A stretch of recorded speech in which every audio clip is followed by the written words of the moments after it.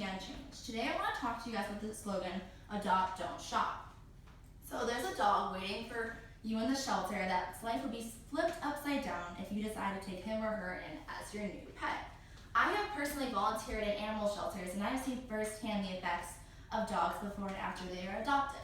Before, a lot of them are like mopey and shy. Some of them will sit in the back of their cages because they're like sad that don't have feel loved, and then a lot of them will just not eat because of what seems to be depression. But then you'll see a dog walking out with its new family, and it's just so excited, and it's wagging its tail and its tongue's out, and they're just so happy.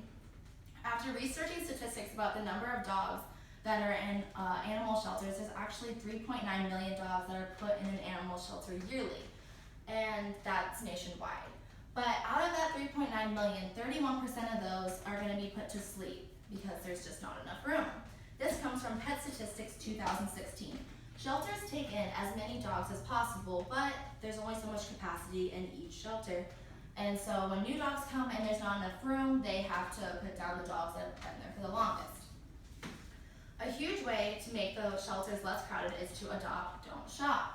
A lot of people think that they need to go to a dog breeder to find their perfect dog and have their dog made the dog they want. But there's actually a lot of purebred dogs that are in high demand that are just sitting in shelters, such as Great Danes, Collies, St. Bernards, German Shepherds, Basset Hounds, Huskies, Dalmatians, and more.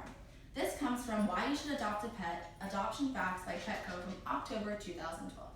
I saw at least one of each of these dogs in my time working at the shelter. And it also helps you save money because you'll pay probably at least $250 less if you adopt a dog than if you buy a dog. So it helps your bank, so it helps your wallet, which is always fun. And puppy mills are really cool places. There are about 10,000 in the United States alone, and the dogs are treated really horribly. A lot of them stay in cages all of their lives, and if they do get to come out, it's not for long. And the cages aren't clean, so they live and they sleep in their own feces. Also, the mom dogs have litter after litter with little time to recover, and a lot of the food that they feed them is contaminated, so the water and food can make them sick, and some of them are just malnourished. And also, they'll put collars on them, but the collars will be too tight, so it'll get embedded into their skin, which can be obviously sounds really painful.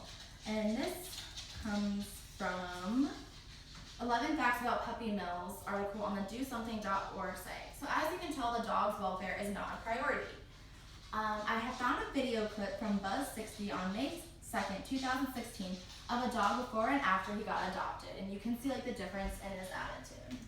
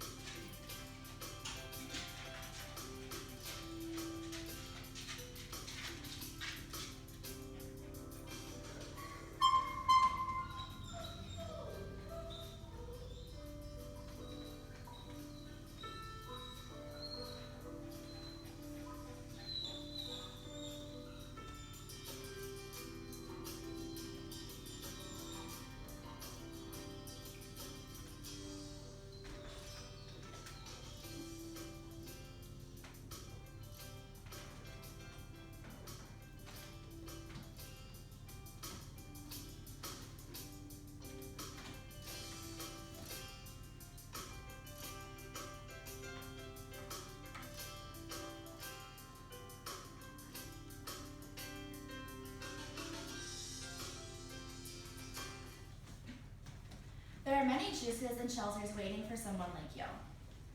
My friend recently got a dog from a shelter. His name is Duke, and he is one of the most well-behaved dogs I have ever seen. He's potty trained, which is a huge perk.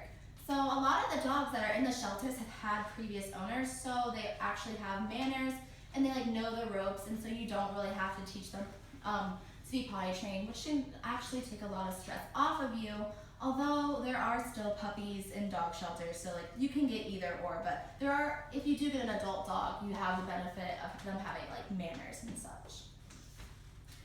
And you may only think of dogs as if you see one on the side of the road and you drive by and you get it and you save it, or if you see one that's not being treated right by its owner, you might like stop and call someone and get the dog better help. But also, you can really help by getting one out of the shelter, because like I mentioned before, there's only so much room in each dog shelter. So the dogs that have been there the longest, when new ones come and they need a place to go, the ones that have been there the longest will be put down because they were never chosen, and they hope the new ones will get chosen. So it's always good to, so by taking a dog out, you actually are saving another dog's life. And this comes from the Humane Society 10 Reasons to Adopt a Pet in 2016. I hope this message has made you think about adding a new furry friend to your family. But I understand if you're not wanting to get a new dog, but you could always tell a friend or someone who's looking for a dog to check the Humane Society first, because that like you're still helping in a way. And also, I know I only talked about dogs because they're my favorite animal, but taking any animal out of a shelter is really a big